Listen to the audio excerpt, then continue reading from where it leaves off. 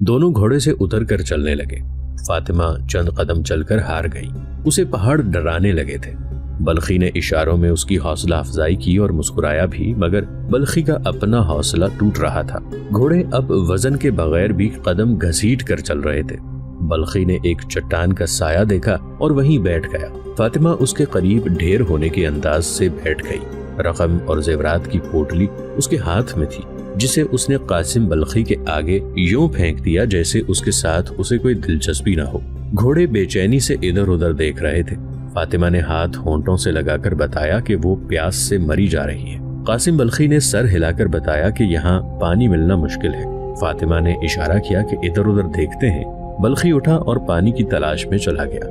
بہت دیر بعد مایوس واپس آیا اور فاطمہ کے پاس بیٹھ گیا۔ سورج غروب ہونے کے بعد عمران کے قافلے نے وہ خشک میوے کھائے جو وہ پشاور کے قریب کے ایک گاؤں سے خرید لایا تھا۔ پانی کا ایک چھوٹا مشکیزہ ابھی باقی تھا۔ تینوں نے پانی پیا اور چل پڑے۔ وہ قاسم بلخی اور فاطمہ سے بہت دور تھے۔ ہمارا سفر تھوڑا رہ گیا ہے، عمران نے کہا، مگر سفر کا یہی حصہ دشوار اور صبر آزما ہے۔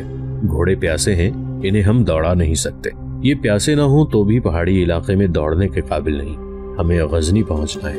ہمیں اچھی قسم کا ایک گھوڑا مل گیا تو ہم میں سے ایک آدمی تیزی سے جا سکتا ہے۔ اگر کوئی سوار مل گیا تو میں اسے قتل کر دوں گا۔ ہمیں گھوڑا چاہیے۔ عمران، رشی نے ہنس کر کہا، تم اسلام کو خدا کا مذہب کہتے ہو، اپنے خدا سے کہو نا گھوڑوں کو پانی دے دے۔ کہنے کی ضرورت نہیں ہے، عمران نے بڑے شگفتہ لہجے میں کہا۔ یہ گھوڑے پیاس سے نہیں مریں گے، ہم خدا کی راہ پر چلے جا رہے ہیں۔ ہم نے یہ سارا سفر خدا کی عافیت میں طے کیا ہے۔ راجہ جے پال نے نظام اوریزی اور قاسم بلخی کو پکڑنے کے لیے پشاور سے آگے تک راستے روک رکھے ہیں، مگر ہم نکل آئے ہیں۔ میں تمہیں اب اپنے متعلق ایک راز کی بات بتاتا ہوں۔ میں ملتان کا نہیں، غزنی کے علاقے کا رہنے والا ہوں۔ میں غزنی کا جاسوس ہوں اور میرے دونوں ساتھی غزنی کی فوج کے عہدیدار ہیں جو راجہ کے قیدی تھے۔ میں نے انہیں فرار کرایا ہے۔ میں نے تمہیں بھی موت کے منہ سے نکالا ہے۔ چونکہ یہ دونوں کام خدا کی خوشنودی کے لیے کیے ہیں، اس لیے خدا نے میری مدد کی ہے، اور وہ دونوں گنہگار ہمیں لوٹ کر بھاگ گئے ہیں۔ ان کا انجام بھیانک ہوگا۔ ہمارے دلوں میں اللہ کی خوشنودی رہی تو یہ پتھر بھی ہمیں پانی دیں گے۔ اور پتھروں نے انہیں پانی دیا۔ آدھی رات گزر گئی تھی، چاند اوپر آ گیا تھا۔ گھوڑے اپنی چال چلے جا رہے تھے۔ دائیں طرف ایک وادی راستے سے آ ملتی تھی، وہاں جا کر دونوں گھوڑے رک گئے۔ لگامیں جھٹکنے پر بھی نہ چلے۔ عمران نے گھوڑوں کے منہ دیکھے، دونوں گھوڑے نتھنے پھلا رہے تھے اور دونوں وادی کی طرف دیکھتے تھے۔ دونوں آہستہ سے ہنہنائے اور وادی کی طرف چل پڑے۔ اترا اور رشی، عمران نے گھوڑے کے پہلو میں جا کر رشی کو اپنی باہوں میں لے کر اتارا اور کہا، انہوں نے پانی کی مشک لے لی ہے، پانی کہیں قریب ہی ہوگا۔ دوسرے گھوڑے پر نظام اوریزی سوار تھا، وہ بھی اتر آیا۔ دونوں گھوڑے وادی کے اندر دوڑ پڑے۔ قدرت نے جانوروں کو یہ وصف عطا کر رکھا ہے کہ پانی کی بو دور سے سونگھ لیتے ہیں۔ بعض چھوٹے چھوٹے جانور اور پرندے بارش سے بہت پہلے محسوس کر لیتے ہیں کہ بارش برسے گی۔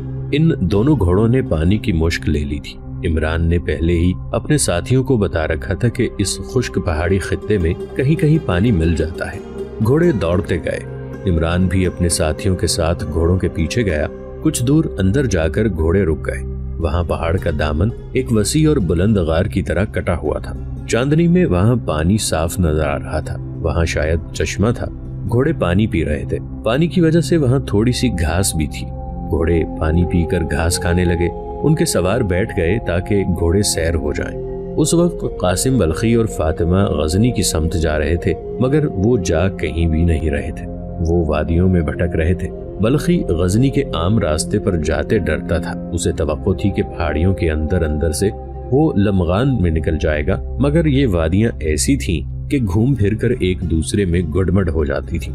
گھوڑے بھی رہ گئے تھے اور یہ دونوں انسان بھی تھک ہار گئے تھے۔ بلخی نے گھوڑا روک لیا اور دونوں اتر آئے۔ قاسم بلخی لیٹ گیا۔ اسے بھوک اور پیاس کے ساتھ نیند بھی پریشان کر رہی تھی۔ فاطمہ اس کے پہلو میں اس طرح لیٹی کہ آدھی اس کے سینے پر گری۔ بلخی نے اسے بازوؤں میں دبوچ لیا۔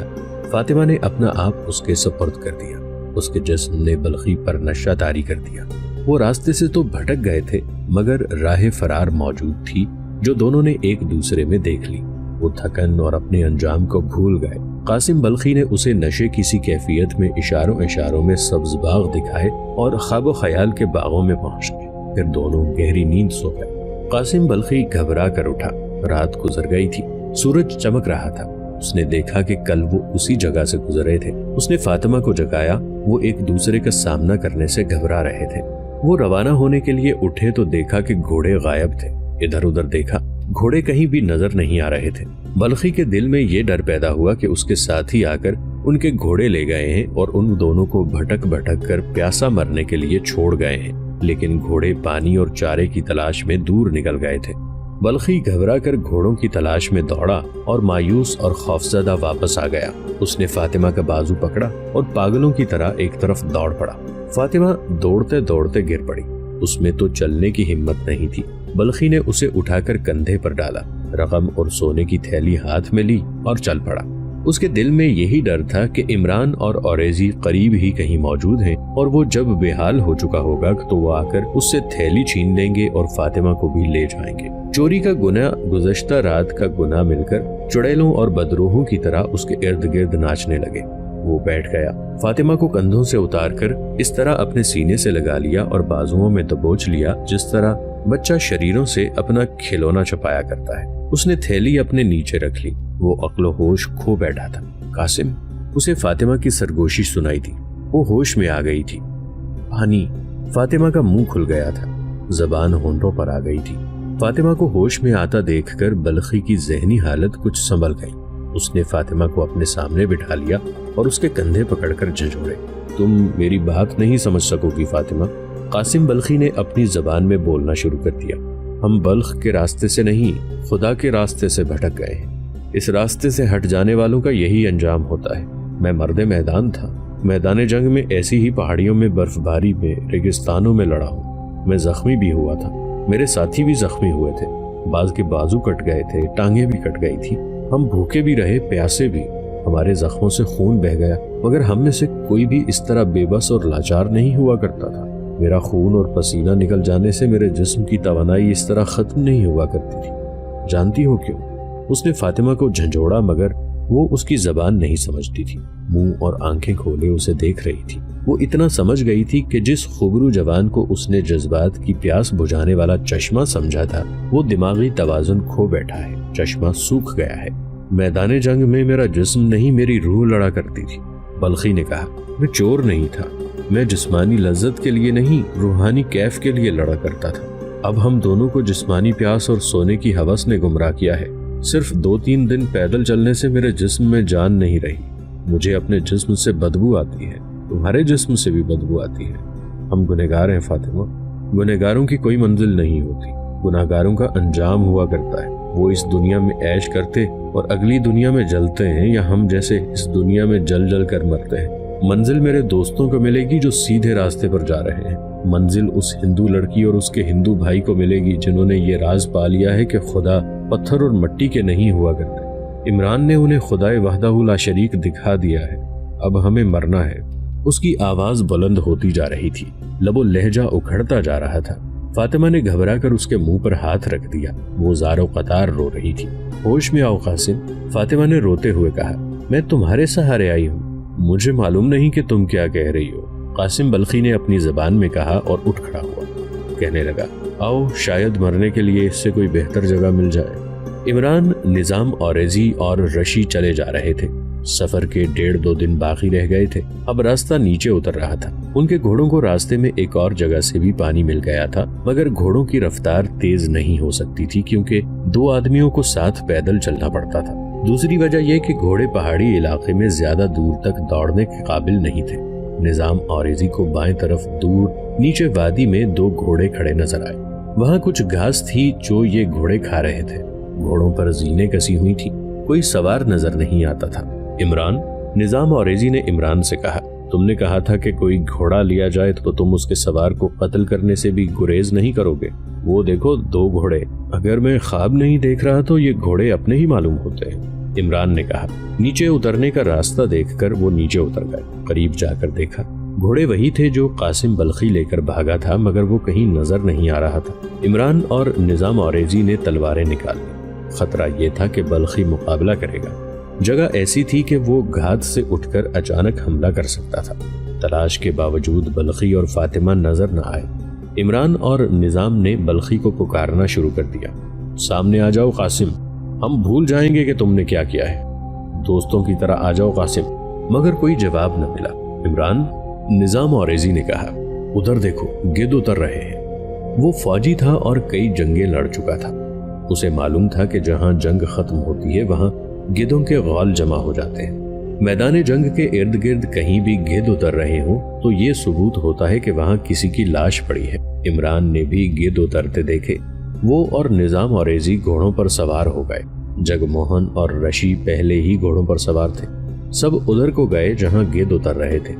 वो जगह कमोबेश 1 मील दूर थी।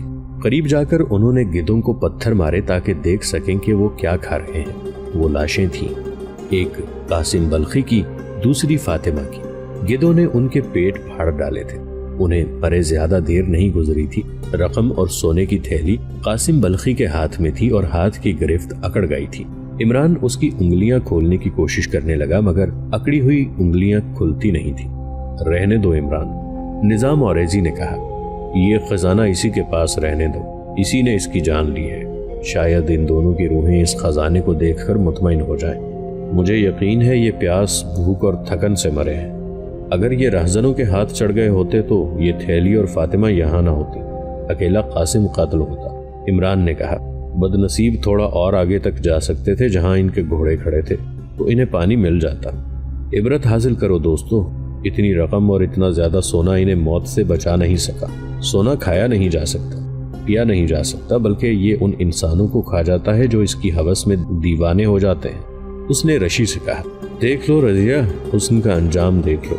फातिमा इस जवानी और इस हुस्न के जाल में मुझे फांसने की कोशिश करती रही थी। कासिम फंस गया। रशी, जो अब रजिया बन चुकी थी, उसके आंसू निकल आए। अब वो 4 थे और उनके पास 4 ही घोड़े थे। वो सब रवाना हुए और शाम को उस खित्ते में दाखिल हो गए जिसे उस दौर में लमगान कहते थे। ये सरसब्ज खित्ता था। सुल्तान महमूद गजनवी को जब इत्तला दी गई कि लाहौर के 3 आदमी एक लड़की के साथ आए हैं तो वो जिस काम में मसरूफ था उसे अलग रखकर लाहौर से आने वालों को बुला लिया। अंदर इमरान और निजाम औरेजी गए। जब्बार और रजिया का सुल्तान के साथ कोई ताल्लुक नहीं था। इमरान ने सुल्तान को अपनी पूरी कारगुजारी सुनाई, बठिंडा के जासूसों का कारनामा भी सुनाया और ये भी कहा कि वो एक हिंदू लड़की को किस तरह इंसानी कुर्बानी से बचा लाया और इसे और उसके भाई को मुसलमान कर लाया है। कासिम बल्खी की वारदात और अंजाम सुनकर सुल्तान महमूद का चेहरा बुझ गया। कौम में जर और जन की जो हवस पैदा होती जा रही है, ये कौम को तारीख से नापैद कर देगी। सुल्तान महमूद ने कहा, इन्हीं 2 चीजों ने हमें खाना जंगी में उलझा रखा है। क्या तुम यकीन से कह रहे हो कि राजा जयपाल गजनी पर जरूर हमला करेगा? पूरे यकीन के साथ, इमरान ने जवाब दिया। उसकी रसद तबाह हो गई है लेकिन वहां रसद और सामान की कमी नहीं। राजा जयपाल अब तक कमी पूरी कर चुका होगा। तुम्हारे दूसरे साथी वहां क्या कर रहे हैं? सुल्तान महमूद ने पूछा।